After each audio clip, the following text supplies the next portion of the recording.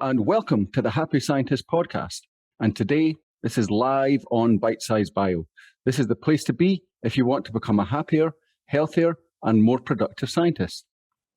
I'm Nick Oswald, the founder of BitesizeBio.com, and today we will be drawing on the immense wisdom of Mr. Kenneth Vogt, my friend, mentor, and the founder of the executive coaching company, Vera Claritas.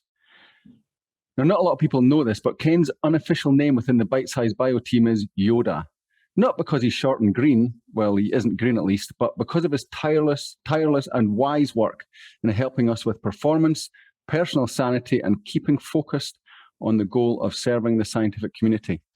Today, and in all other Happy Scientist podcast episodes, you get to benefit from Ken's words of wisdom to help you increase your performance, enjoyment, and success in the lab.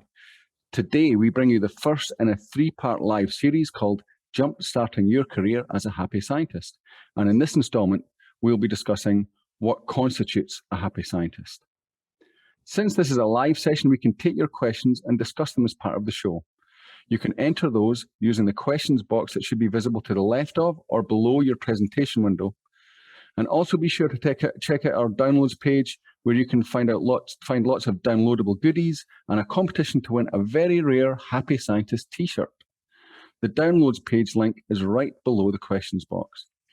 So without further ado, let's bring in the man himself. How are you today, Ken? I'm doing good, Nick. Thanks for the friendly intro. And I just want everybody to know I'm not green. Not too green. It's funny. Here we are, close to this is almost the 40th episode of The Happy Scientist, but never before have we directly addressed this question: what actually constitutes a happy scientist? Now, I know in your intro, Nick, you do make a brief comment on what it means to be a happy scientist, but today we're going to really dig into it and really pick apart what it means to be happy. Because frankly, there's a lot of people out there that don't know what it means to be happy. And sometimes it's because we're like, I don't know if I should be concerned about that, or I don't even know if I'm allowed to be concerned about that. But here we are, we have this lovely slide. We don't normally get to have slides, so I got something visual to look at. And it says the happy scientist, and then there's this lovely lady there that I just want to meet. I don't know who she is, but she just looks like a happy scientist. And I hope she will be the model for what you're looking for in your career. And we're going to talk about this piece by piece on what constitutes a happy scientist. And first is, it's going to be about definition. What is it? Well, then, of course, once you figured out what it is, well, how do we get there? So, Nick, if we could advance to the next slide, because we're gonna go through the first section about this. Is what do you want? Now, that's a question that many of you have probably never asked, or haven't asked recently. And certainly haven't asked about your career, or haven't asked about your time in the lab, or your time in university. But what you want really matters. It's a big deal. And in some ways, we've been taught to not pay attention to what we want, that we should put that aside. It's selfish. It's narcissistic. It's not what adults do, but that's not true. We are human, and we have needs, and they have to be satisfied. And it's really important that we are clear about what it is that we personally want. So let's go to that next slide, and we'll talk about the first thing that you might be thinking about when it comes to what you want. You have worked hard to have a domain of proficiency.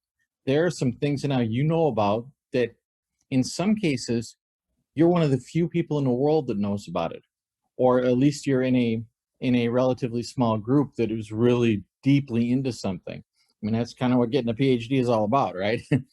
But whatever that is, now that you've made all that effort, of course, that's where you want to be. You want to take that and use it in your career and in your time as a scientist.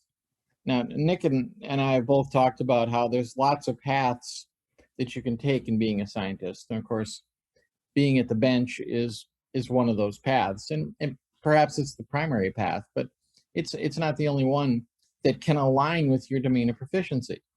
That is, that where you can take the thing that the skill that you've bothered to gain, that you've put in so much effort to have, and you can actually put it into practice, and you can actually make a difference in what you're doing or in what is needed in whatever group or company or university that you're working with.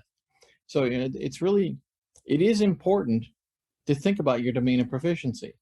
Now, there is sometimes a point that you can reach in your life and you realize, you know what, I've really deeply examined this domain and I don't want to be in this.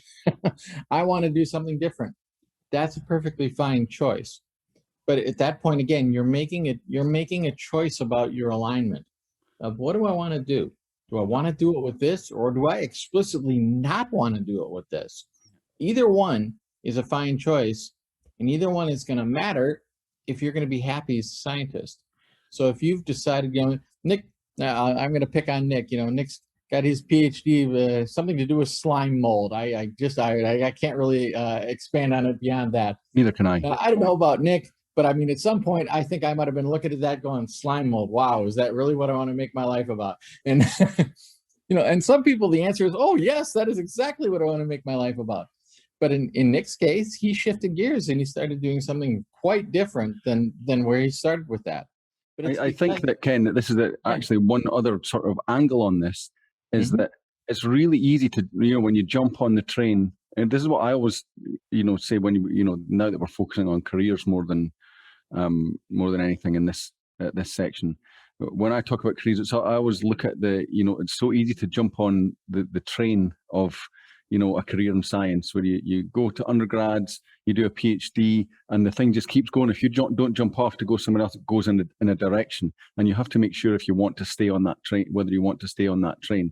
So again, for me, it wasn't so much the slime molds. I was using a certain set of tools to study slime molds, and I could, and in fact, I did for a while use that set of tools to or set of skills to study other things.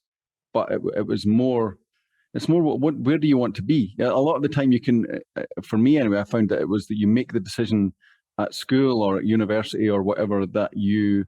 At school, as in before university or before college, that you want to be a scientist, and unless you have to keep re-examining that do you want to be at the bench? Are you happy, or do you want to be wherever you are? It was wherever you are in life.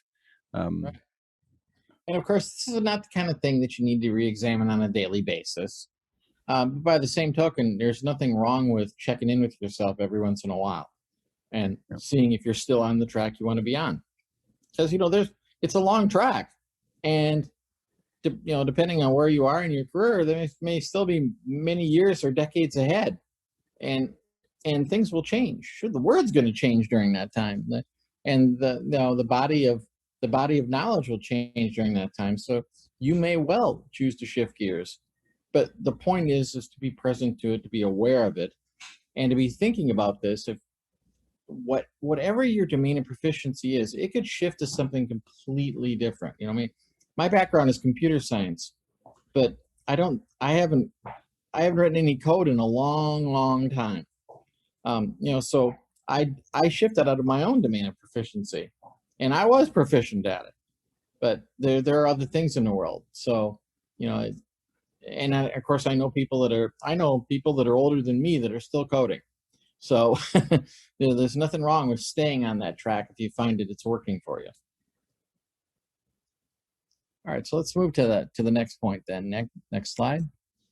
So then another area, and this is a thing that Bitesize Bio explicitly was built to deal with.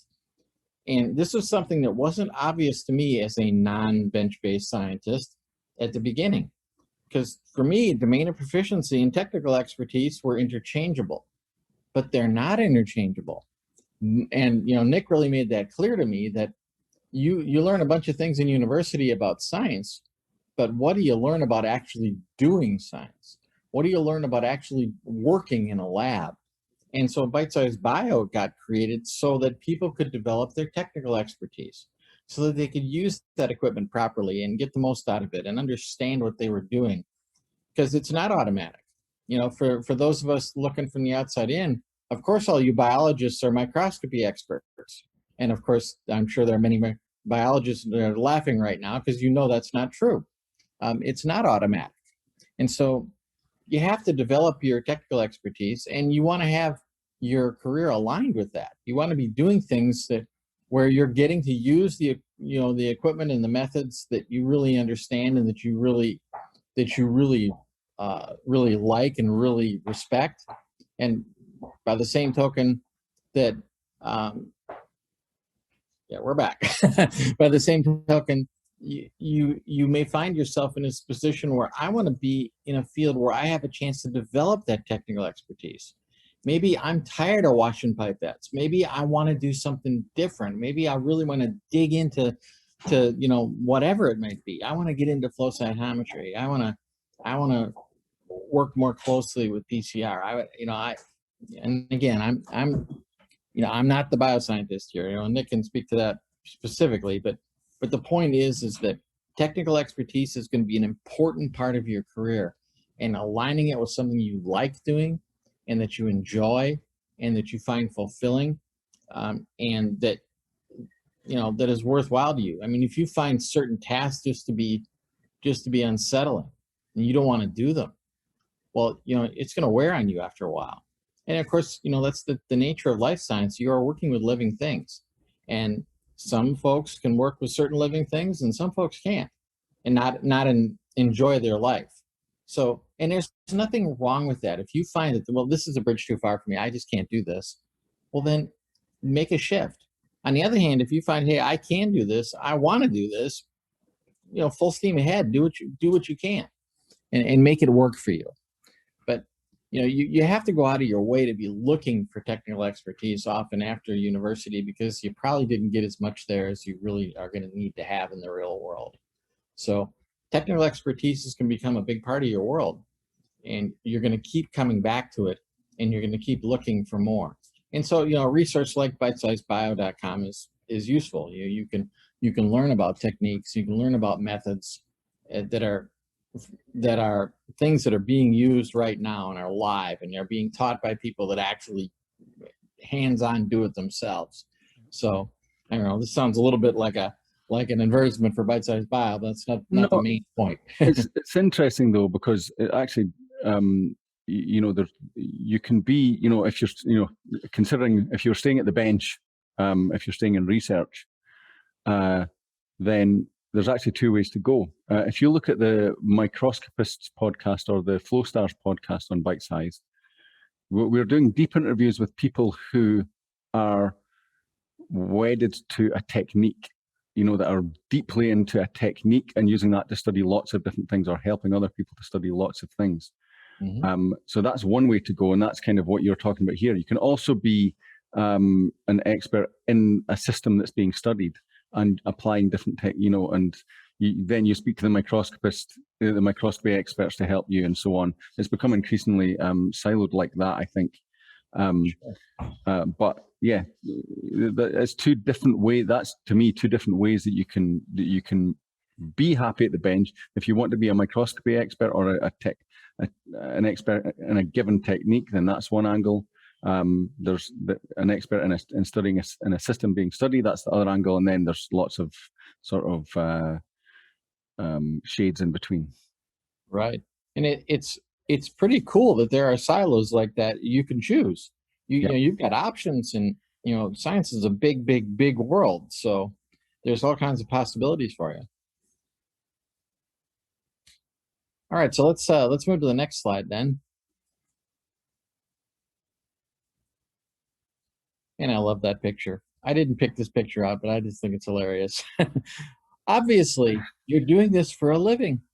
You do want to get fairly compensated, because you have a life beyond your time at the bench and beyond at the lab.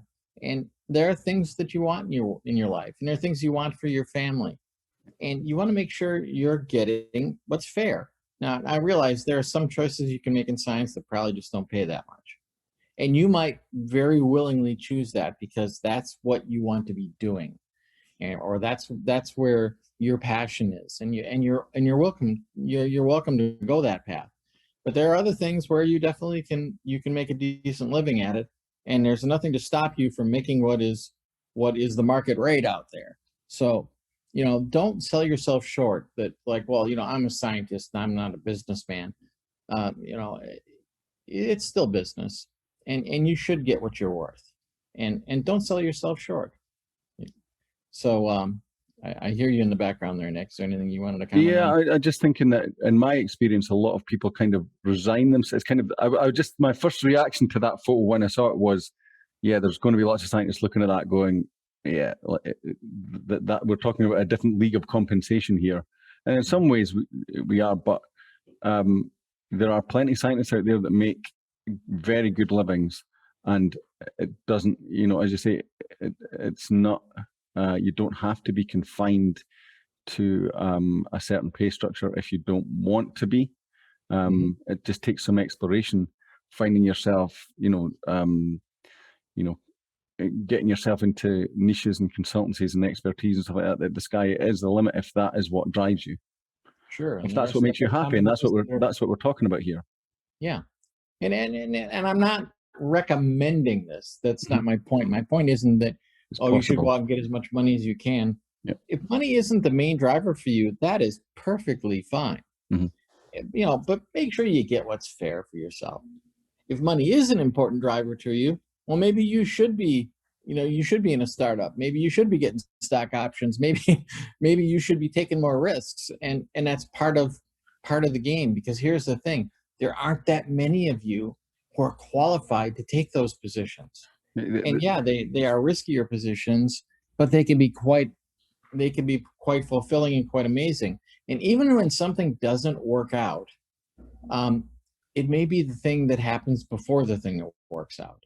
So maybe you're young and you don't have a lot of obligations, and you're willing to take a chance on a startup, and you go do it for a couple of years and it doesn't go anywhere. Fine, you've put something on your resume, and maybe the next thing works better. Maybe you take a position that's a little more stable next time, or maybe not. Maybe you feel like, okay, I've learned some things and now I'm ready to do this right. Well, look at your options and decide what really matters to you. Again, you could do a whole show about this. Yeah. But it's like anything in life. If you want to make money if your goal is to make money from it, is to make where can you place your skills to be of the most value? And so you could, as you say, one way to do that is to bet on essentially on putting your skills into a startup or a company that you think is going to be fast growth. If you're going into industry doing that. In academia, though, there's plenty of opportunities to become a world expert on a certain. It's funny that split between, and this is my view of it, and I don't have what I see from the outside of academia. I don't have huge experience in academia, but from what I see, looking in, it looks to me like the divide is mostly for people in academia, that the ones who are the people who are experts in a system that's being studied are not the people who make big bucks. It's the ones who become extremely proficient or world experts in a technique. And maybe that's not true. That's just my viewpoint. But it is possible to make yourself extremely valuable by gaining expertise. Right. And by the way, compensation is just one way of measuring this. Maybe what you really, really care about is security. And maybe you want to secure compensation. You want to work at a place where you're going to retire from there with a gold watch. Whether that's a university or a company, it doesn't matter. But, you may choose that path. And that's a perfectly acceptable choice if that's what matters to you. Or it might be that you want more freedom. You want more, quotes, artistic freedom in a way, then you set up, a lab and work in that, and you're more of your own boss in there. And, depending on what you're working on, that could lead to extracurricular opportunities that increase the wealth. But if not, then, it might not be, but it might be that you are more drawn towards that. I want to be the master of my own direction type approach. And there are some folks at Bitesize Bio that I won't call out names, but they've taken their expertise and used it to make sure they have a paycheck, basically. But then they are pursuing their avocation as the Yep. thing that's most important in their lives that isn't even part of science. That's a perfectly fair choice. You can do that, and you're probably noticing a theme here throughout this. I'm I'm admonishing you to make choices about these things. Figure out what matters to you, what's important to you, because that's how you're going to be happy. When you look at these various areas and decide, well, this is the part that's important to me. And whether it's I want freedom or I want cash or I want prestige, fine. Figure out what you want. Yep. All right, so let's go to the next thing we should be figuring out what we want. Next slide. Okay, maybe you really care about being recognized for your contributions. There are awards and rewards out in the world. There's recognition. There's speaking opportunities. There's writing opportunities. There's ways to get your name out in the world. And if that really matters to you, we'll be looking for that in your career. You could be in a position where, man, every day you head down to the basement and nobody even knows you're there. On the other hand, it could be something where your name is on a lot of people's lips, and that's how you'd like it to be, and that's fine. And it goes either way. Maybe you don't want recognition. Maybe you prefer to work in the shadows, and that's completely fine too. But recognize what it is you care about, and then figure out what to do with it. Now, even if you're that person who's a little more reticent and a little quieter about things, everybody ultimately still cares about being appreciated.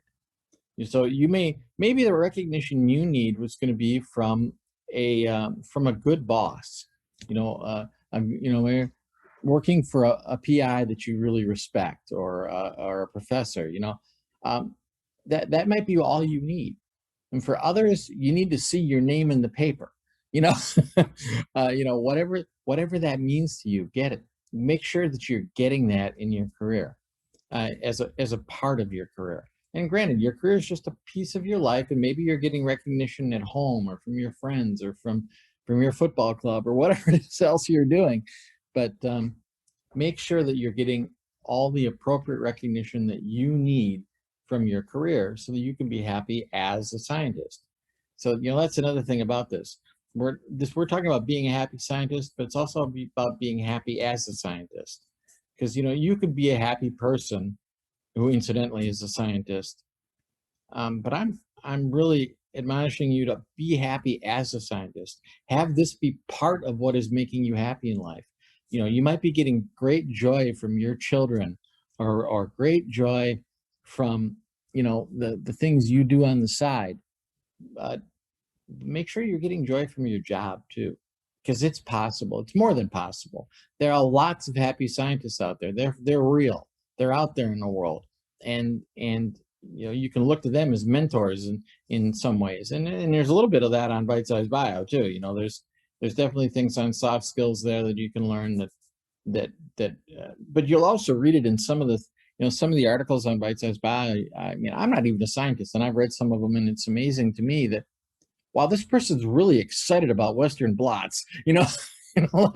Okay, it comes through. So you can be that person too. You can have that same kind of satisfaction. Okay, next one. All right. Another thing that matters in your career is, do you like the people you're working with? The people you're working for? Do are you enjoying the company you keep, basically?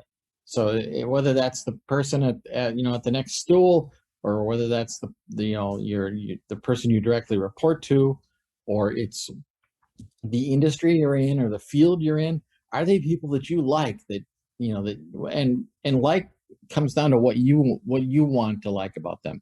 Do you like that they're cool? Do you like that they're smart? Do you like that they're competitive? Do you like that they're breaking new ground?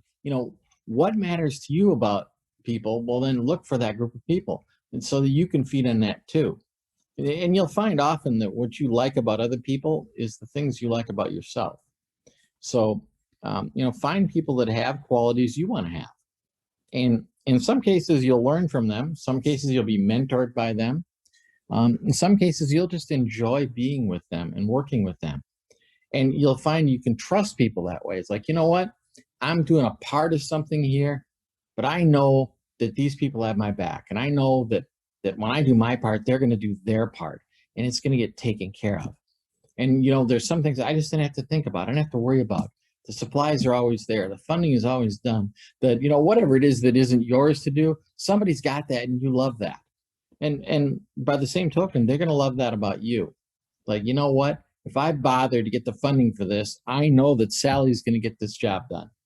Well, that makes for a very fulfilling environment. And the environment is often the most important part is the people. It might be the equipment matters, and facilities matter, but the people are the parts that matter the most. And they're the parts that are going to have the biggest impact on whether or not you're happy as a scientist. And if you're finding yourself in this position where you're unhappy, I will bet you that one of the things you will find is that I don't like the people around me, or at least some of them. And I don't mean that in a judgmental way, but meaning that, you know what, I'm not feeling it from these folks. I don't trust them. I don't feel like they care about me. I don't feel like they care about our objectives. I don't think they have the same commitment I do. Well, when you're feeling that kind of stuff, it's going to be hard to be happy. So look for an environment with the right kind of people so that you can be part of that positive upward spiral that can be created by dedicated people. I suppose there's two parts to this, to practically managing that.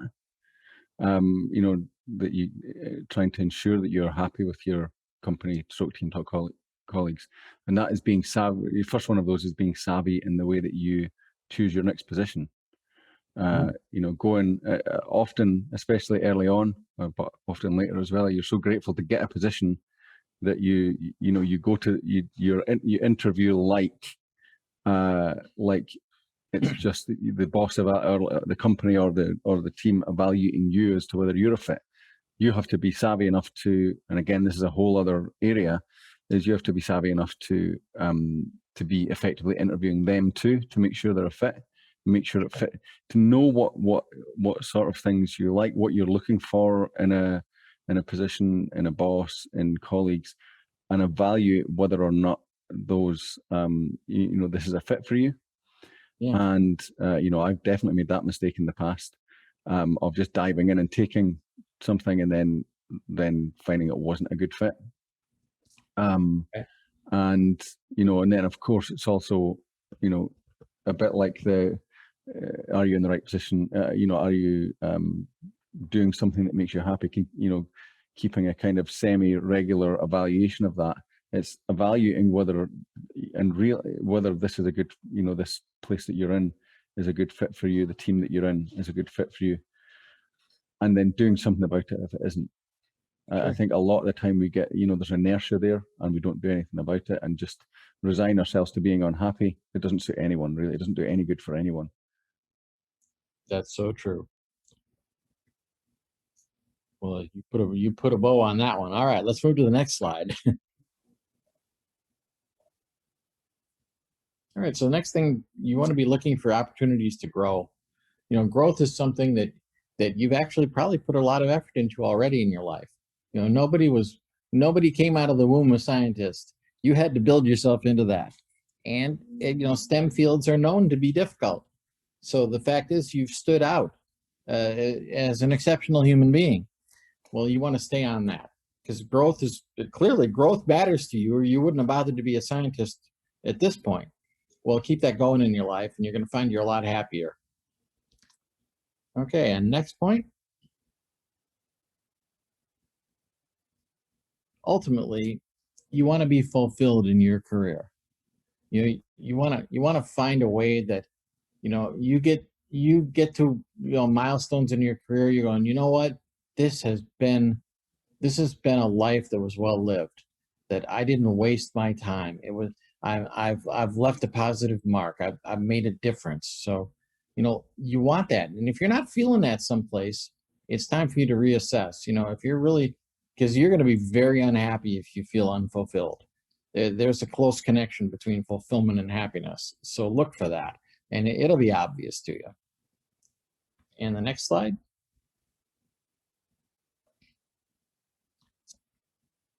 This is kind of an esoteric point, but are you feeling satisfied that you're making a contribution? And whether it might be a contribution to the team, it might be a contribution to your company or your university or your lab, or it might be you feel like I am making a difference for the world. And it might be a piece of the world.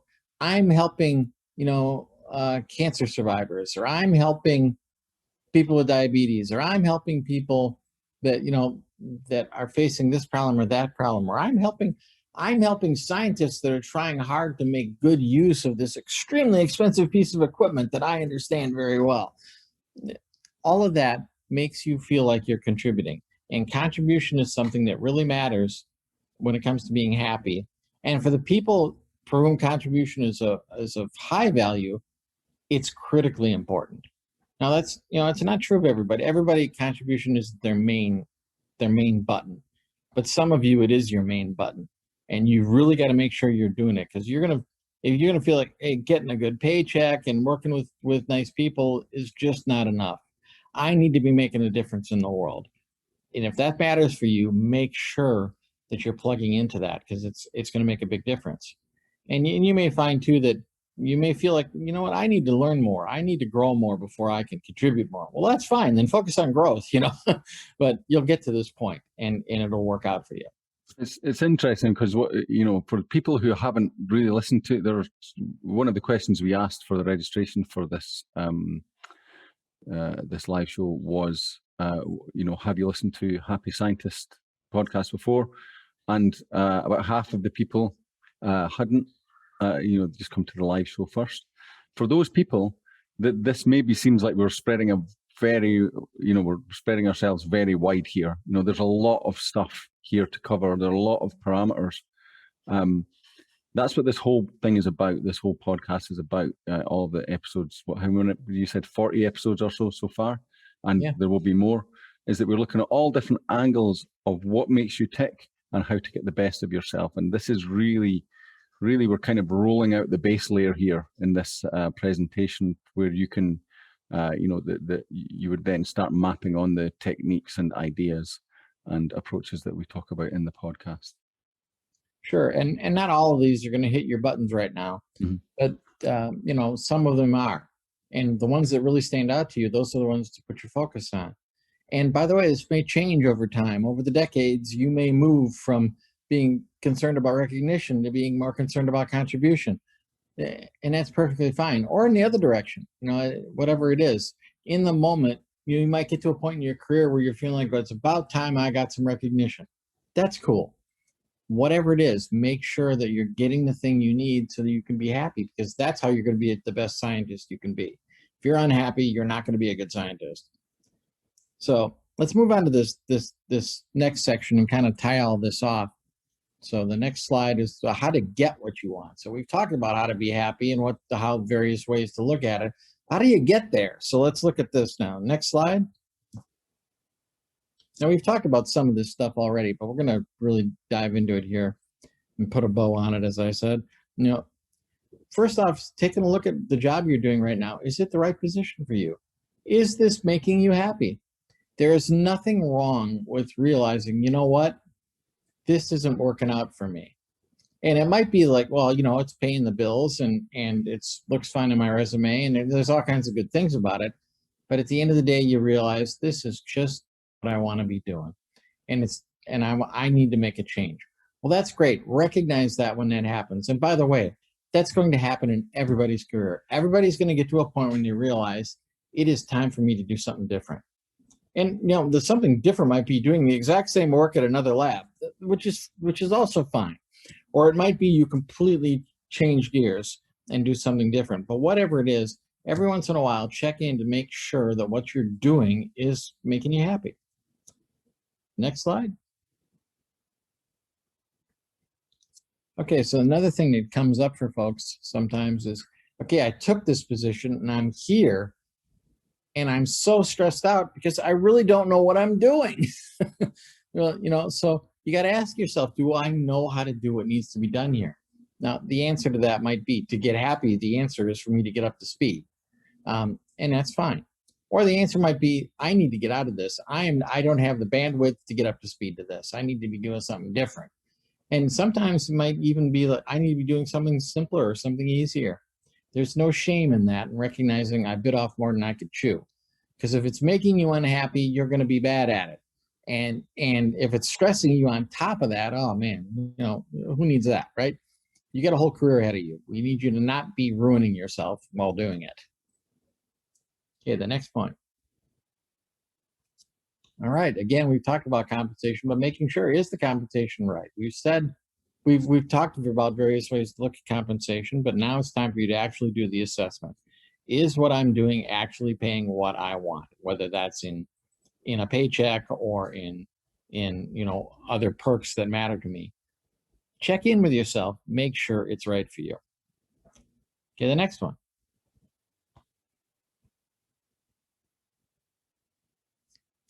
Are you getting proper credit? You may find yourself in a situation where you're working hard and you're enjoying the work and you like the people you're working with, and at the end of the day, yours is always the last name on the paper.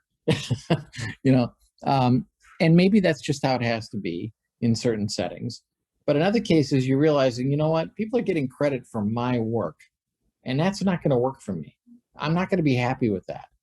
Now, some folks, they are happy with that. They're like, you know what, I'm happy to be doing this work. I don't care who gets credit. Well, that's up to you.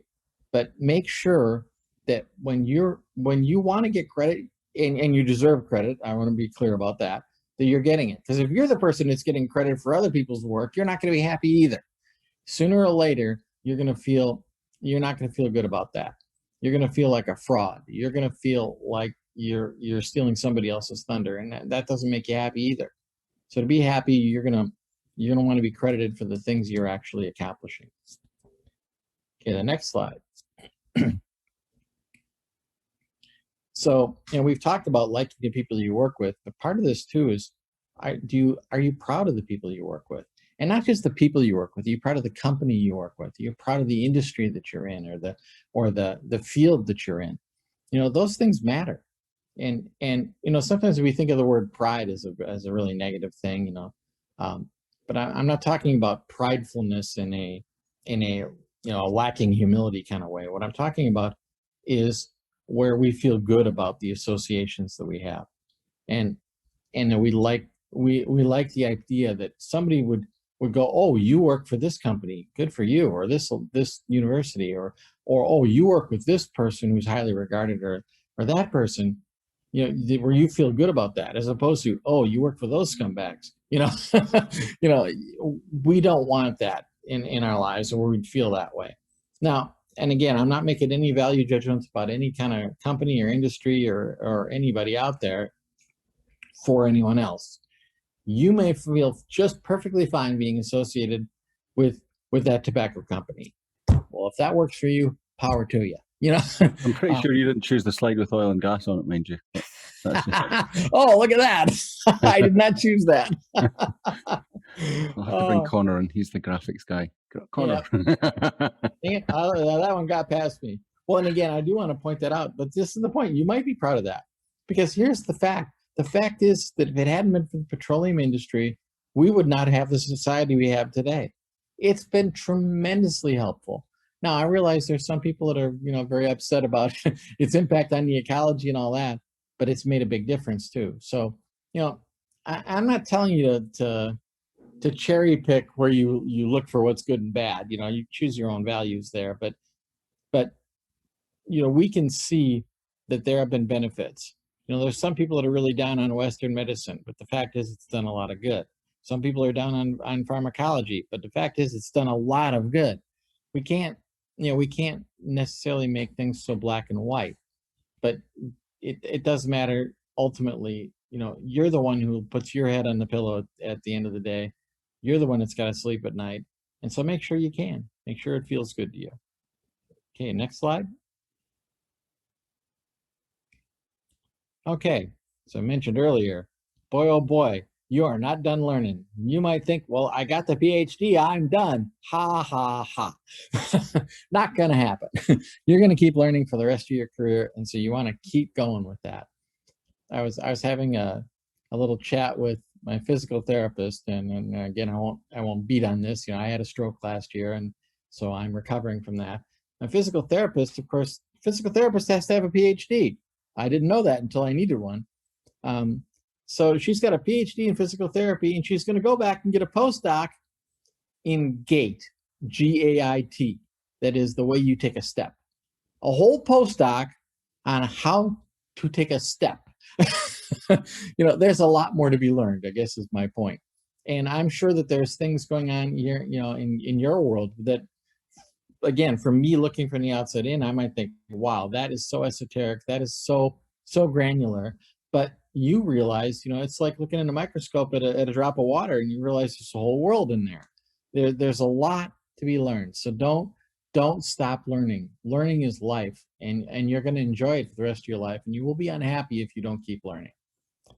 Okay, next slide. Oh yeah, build your resume. This is still a job. This is still a career, and that stuff matters. So make sure that your resume looks good, because you don't know when things are going to change. Funding sources dry up. There are personnel changes. Things happen, and that's normal. You're even though I mentioned earlier on, maybe you're somebody who's driven by security, and you wish you could just take one job and retire with a gold watch at 65. That's probably not going to happen. So make sure that your resume keeps being built so that you can move to the next step with a minimum of fuss and suffering, and can continue to make upward choices in your career that'll give you these other things that we've been talking about that can make you happy. Okay, the next one. Yes. The opportunity to change the world. You may not realize how fortunate you are. There are many industries where it's not in the realm of the possibility. Nobody's going to change the world in breakfast cereal. It ain't going to happen. Whereas in your fields, there are many opportunities where you could actually do something that will alter the course of mankind. That is just awesome to contemplate. Granted, maybe you won't do that. Maybe you won't explicitly be that. Maybe you won't be that Nobel Prize winner. But you know what? You can play a part, and you can do things that matter, and are supportive of those who will make those changes, and will be the, part of the building blocks that they stand on to make those changes. And you get to be a part of it. And there are many people that are toiling away in this world that don't have any dream of a possibility that they're making a difference in the world. But you have that. So by all means, trade on that. Okay, and next point. Well, I guess the final point. Ultimately, you have to make the choice to be a happy scientist. We've talked all about all these things that you could do or might do, and that others are doing, but that doesn't impact you. It's you. Are you going to do what it takes to be happy? Are you going to make the choices? Are you going to make the changes if necessary? Are you going to learn the things that need to be learned? Are you going to choose the associates that you're going to need to work with? It's up to you. We're here to help you with this, and we want to help you with this. And that's why we have the Happy Scientist podcast. And that's why we've recommended, please listen to episodes 1 through 9. They are foundational. They are the things that are going to help you be a happy scientist, and we want to help you. And it's right there. All you got to do is listen. So that's it. Anything else for you to add, Nick? Sure. I would just say, echo, I mentioned Ken was, was the Yoda here, right? You go back to episodes 1 to 9 of the podcast, and they're a bit dense. Yoda sometimes takes you an hour to figure out one sentence that he said. Can be a bit like that, not quite as bad as that, but those 1 to 9 episodes are a bit dense, but they're really worth it. It's complex to find out how, to absorb all these ideas about, what makes you tick, what makes you happy, what can you do for yourself, and, to make things better for yourself and other people around you. And so it's worth the time investment of trying to digest them. And again, that's what we'll keep exploring in these episodes is different angles on that. And sometimes it's just that kind of repetition, that kind of just committing to yourself, that, to keep exploring yourself and what makes you tick, that really yields you the results. It certainly helped me a lot in my life and a lot of people that I know who've worked with Ken. So again, this is live. So if you want to type your questions into the questions box, any burning questions, then please do so. And we're there. We will look at them. We do have a few in at the moment. Let's see. I want to contribute. Here's one for you, Ken. Mm-hmm. I want to contribute to science, but it's a stressful job, so I find it difficult to be happy. So what does that person do? Okay. Well, I guess it really comes down to what is it about it that's stressful? Because there's a couple different paths it could be. It could be that it's intellectually demanding, and you're working at your limit. Well, okay, perhaps the type of task you're doing right now is a little too taxing for you, and maybe you should focus on doing something slightly different. And maybe you could just ask for different assignments. You may not even have to change jobs. It's just like, this particular thing I'm working on is just too much for me. Or maybe you need help. Maybe you need an assistant. Maybe you need to have a graduate student assigned to you. Maybe there are ways to get some relief to take some of that stress out of it. Because I want to differentiate between stress and pressure. Pressure is just something's pushing on something. Nothing wrong with that. And in fact, we use pressure all the time in ways that we find pleasurable. I won't go into detail, but the point is that stress is what we think about the pressure. It's how we're reacting to it. It's a choice. It's like the difference between pain and suffering. Pain may be unavoidable, but suffering is absolutely a choice. Suffering is our attitude about the pain.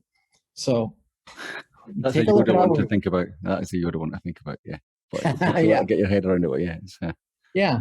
But and don't.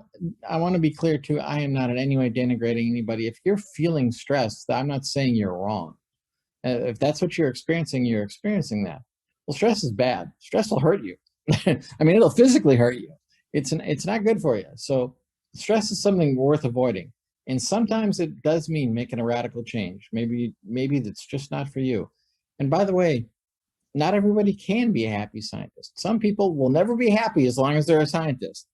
Well, for those folks, maybe you do need to do something different. But that's not true for most of you. Most of you can find a way that where you can mitigate that stress and get it reduced to only being pressure and being manageable pressure. And that way you can still be happy and still enjoy what you're doing for a career. Cool. So here's another one. Well, this is not a question, but I'm going to say this one because, Ken, this gives you the reason why you do this. This rewards the reason why or fulfills the reason why you do this. So this person is saying, no question, but I just wanted to thank you for helping me cope in this past year plus. I went from being disgruntled and burnt out to finding what I like about my job, and I just got promoted to lab supervisor, which is challenging but very rewarding. Awesome. Very rewarding for you, that and me. Yeah, that's it. I was listening to a different podcast for my own edification the other day. It was one psychologist interviewing another psychologist, and they were talking about how hard it is to give advice to people and how difficult it is for people to receive that. But that the most rewarding thing that you can do in your life is to mentor someone else, especially someone who's got potential, who is not yet acting on it. So when you see somebody who can actually move up because you offered them some advice that they found valuable, that's awesome. And by the way, you scientists, another way you can be happy is mentoring others. You got other people around you. If you can help them be happy scientists, you may find that helps you too. Yeah, a lot of what this is all about is just realizing this is a possibility. I know that in my peers, it was all kind of like, this is the package, just get on with it, So anyway. It reminds me of a Doonesbury cartoon from way back in the day, back when it was still in the Harvard Review. I mean, we're talking about when it was a college cartoon. And and there were two college students, roommates. They were just, new roommates, didn't know each other yet. And so the one guy asked the other guy, so what are you doing? I'm pre-med. And you're like, well, how's that going for you? And and the guy just whips around and turns on and says, look, life is a serious, savage business, and I'm just trying to get on with it before it turns on me and tears me to pieces. Exactly. Like, oh, man. And I wonder how many scientists think like that. I think a lot of people do in general. And yeah. Okay, so more questions. So I feel like all of the things you mentioned are open questions for me. So many things to keep my eyes on. Where do I start? Well, okay. First off, there's no wrong answer to that question. Where you start is the first thing that pops into mind. If it's whatever's freely available to you. If there's something that's easy to solve it. Just do it first. Do the easy stuff first. It's okay. On the other hand, if something's really important to you, if you want to start with that, start with that. Just whatever feels comfortable for you. And it doesn't really matter what you do. Everything you do will take you closer to where you want to be. So even if all you did was the low-hanging fruit and you look back at it and you thought, I'm being lazy, fine. Be actively lazy as long as you're doing something. Yeah, interesting. I guess my sort of view on that is that you've actually taken the first step because you've realized that there are things you can do, even though then it looks like a big to-do list. You've actually realized, and that puts you ahead of most people who don't realize, who just get on with it and don't realize. Yeah, that's a great point. Okay, what else do we have here? I'm not particularly happy in my job, but it is a stepping stone. Is it okay to accept being happy in the future? I will say a conditional yes. Because do you have an end point in mind? Is it like, is it just, oh, well, one day I'll get to the pot at the end of the rainbow? Or is it like, I'm going to suck this up for the next year and then I'm moving on? That's fine. If you have a plan and working hard right now is part of the plan, that's cool. But if it's just like, well, I hope one day it's going to work out, that's not cool. You got to get more specific at that point. I would say as well, that it's a bit of a red flag being not particularly happy in the job, because maybe you don't enjoy the job itself, but you can still create happiness for yourself within it. And I was going to say out with, I'm not allowed to say that word because it's not a real word, apparently. It's a Scottish word. But anyway, you can create happiness for yourself outside of the job. And I think that's a place where, people get caught in the meat grinder of a difficult situation. It was like what you were talking about earlier about a pressured situation. Mm-hmm. People get caught in that meat grinder because they don't give themselves space to unwind and relax and to kind of recenter themselves, and they just get caught in the drama of the whole. This is a pressured situation. I know that I did back in the day. And some people get caught up in the idea that, I deserve what's happening to me right now. Yeah. Because it's a totally different thing. It's not really about the job or really about career advancement. They're feeling like I deserve to suffer right now. But yeah. Boy, that is a bad place to live. Even something as simple though, kind of as taking taking 2 minutes to yourself to just relax. Just take 2 minutes for yourself, regardless of how. Close your eyes, do nothing for 2 minutes. If you get into the habit of doing that, you get into the habit of, just having micro decompressions in your, in your schedule, as a habit, and that's the sort of thing that can, tiny things that you can do that would just that'll just help you to grab happiness even in a pressured situation and not just succumb to the drama of the overall situation. Sure. And some of you are thinking, I can't do that. I cannot take 2 minutes for myself. Well, that ought to be a warning flag to you. Others of you are going to look at that. What's that? Take 30 seconds. Yeah, there you go. Others of you are going to look at it and go, that's really funny. But they won't do it. Well, if you're unwilling to do it, you got to ask yourself why. Why am I afraid to take 2 minutes for myself? So, it's worth self-examination. And self-examination is frequently worth it as long as you're not getting obsessive about it. Oh, good. Okay. We have another nice comment. Just to thank you guys for the last year. I've been listening to you, and every episode, in every episode, helped me to return from maternity to a demanding pace in the lab. Thank you for the work that you've done, and thank you for helping me to get my work-life balance back and be a happy scientist. Awesome. We'll go again. Neither Okay. Nick nor I can personally relate to that. I've been on paternity leave. A little It's different. not the same thing. I know. Well, yeah, I mean, I guess my point though is that everybody's leading their own lives, and some people are having they're facing challenges that others can't even understand. Yeah. But you know what? We can understand that people have challenges, and we can care about that. And I know I care about it, and I want y'all to be happy. Okay, a couple of questions about compensation, Ken, or the compensation aspect of it. I'm a PhD student, and I'm often disgruntled by the fact that intellectuals in science, the PhDs and the postdocs, will always be compensated less than the people in IT, the corporate world, who may not be intellectually on par with people in science. How do I come to terms with this and be happy about whatever compensation I'll receive in the future? Okay. First off, you've made a judgment about how the world is structured, and you decided that something is wrong with the way things are structured. Is that the important part, or is the important part recognizing how the world is structured? Seeing what's there is critically important in science. Why would you think it's not important in compensation or in life in general?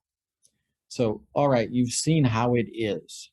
So now the question will be, well, how do I take advantage of that if I can? Or how do I protect myself against it if it's it's a perpetual problem? Because there are answers to those questions.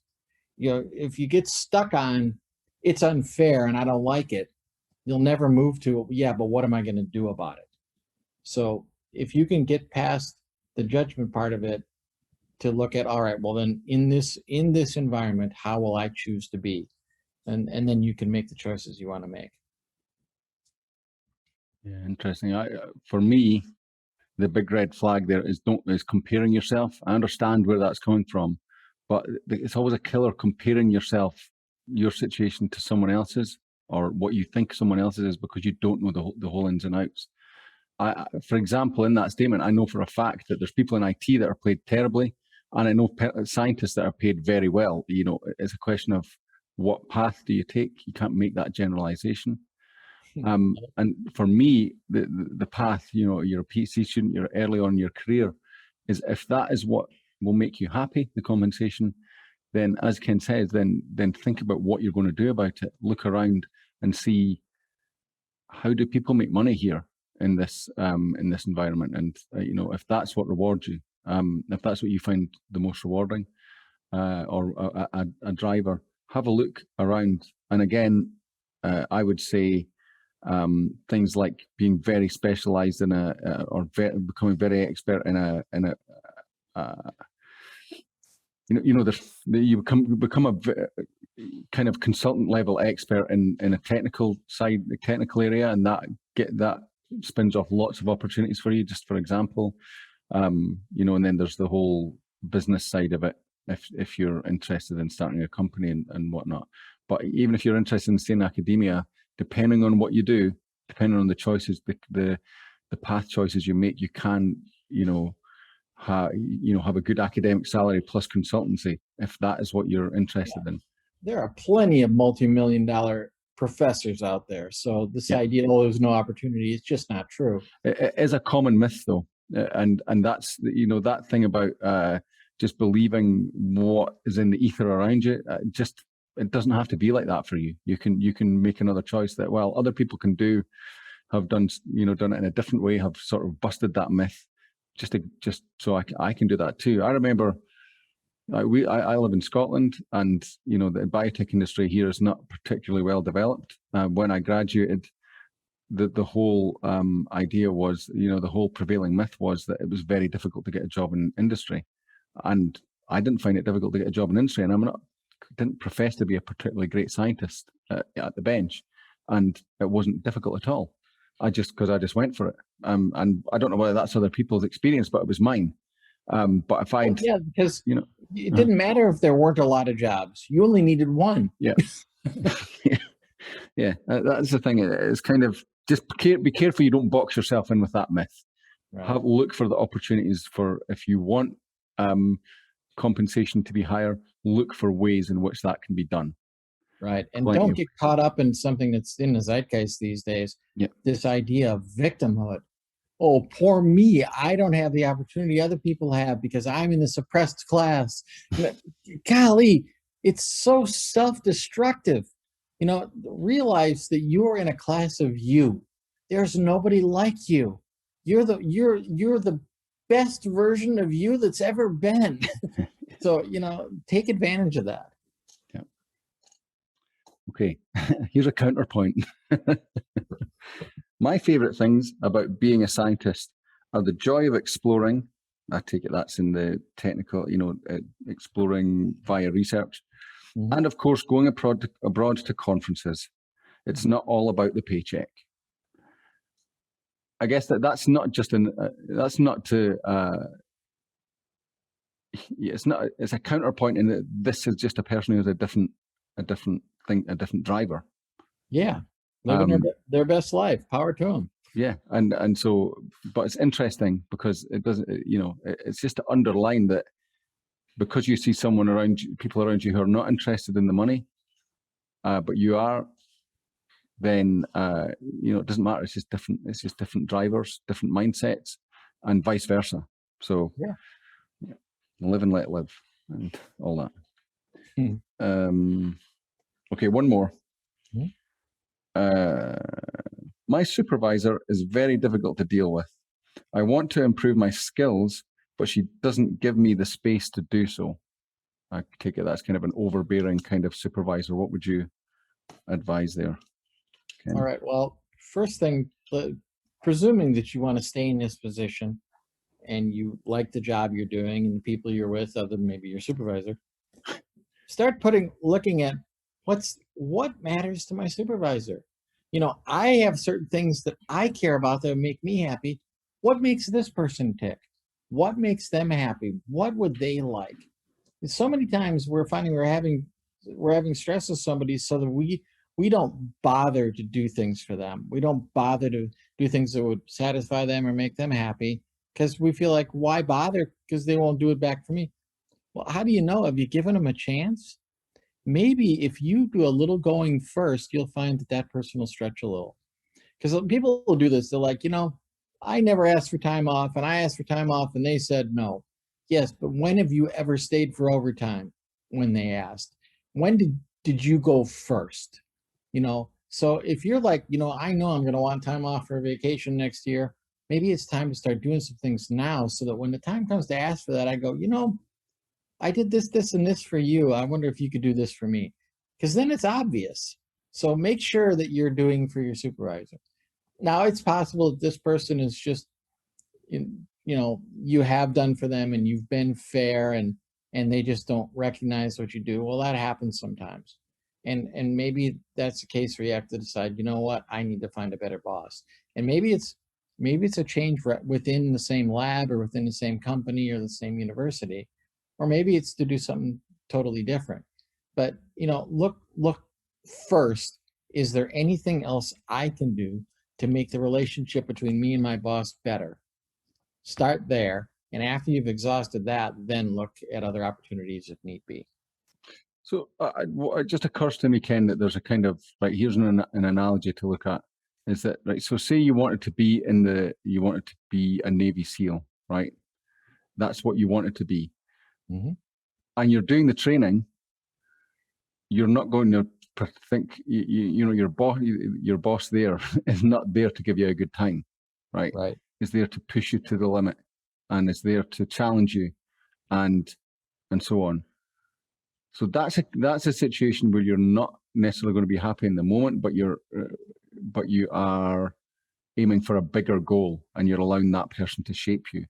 Does that map on here at all to this person's situation? Oh, it surely can. Maybe someone's not appreciating the mentoring they're getting, and they don't like that they're being pushed. You gotta ask yourself: do you want a boss that never challenges you, that never pushes you to get better or to do more? That's not much of a boss, honestly. Yeah, and it's easy to take. I've never thought of it from this angle before, because I had some experience that were kind of like that, and I just thought it was something that happened to me. But actually, just thinking there was actually maybe it was me resisting the mentoring that I was getting was part of the problem. It doesn't mean that that's always the case, but right. Is there if I do what this person is asking or is demanding of me, will it shape me to become the person I want, or to improve, or in the direction I want, or something like that? Yeah. Well, I mean, human interaction is always complicated, and it's easy for us to get focused only on the details that make us look good. Yeah. So, they're a monster. Well, maybe this one thing is pushy, but that's not the whole of what they are. Yeah. So we got to be fair how we're assessing others also. That's interesting. Okay, so we've reached the end of the questions that came in there. If you have any more questions that occur to you over the time, you can always drop me an email, and or drop us an email.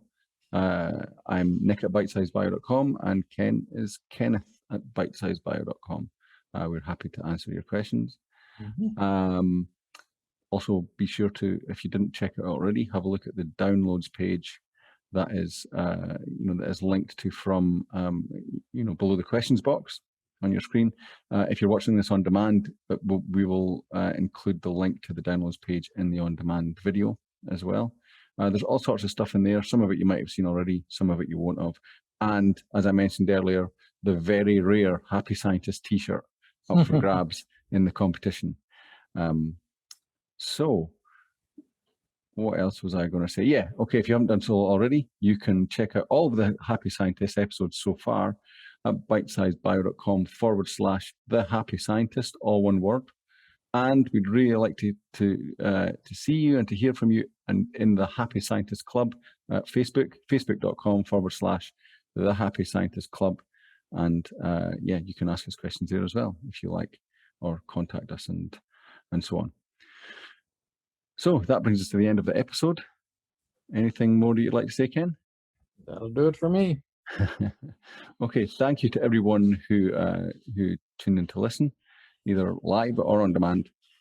And we will see you again for the next installment in this series, which is happening next Wednesday. Thank you. That was one of those moments. Oh, it's happening. I'm not sure when it's happening. It's Wednesday, the 2nd of September. 1st of September, which is, oh yeah, I can't look at a calendar. Wednesday, the 1st of September. So we'll hopefully see you then. And until then, goodbye from myself and Ken and all of us at Bitesize Bio. Bye-bye. Bye.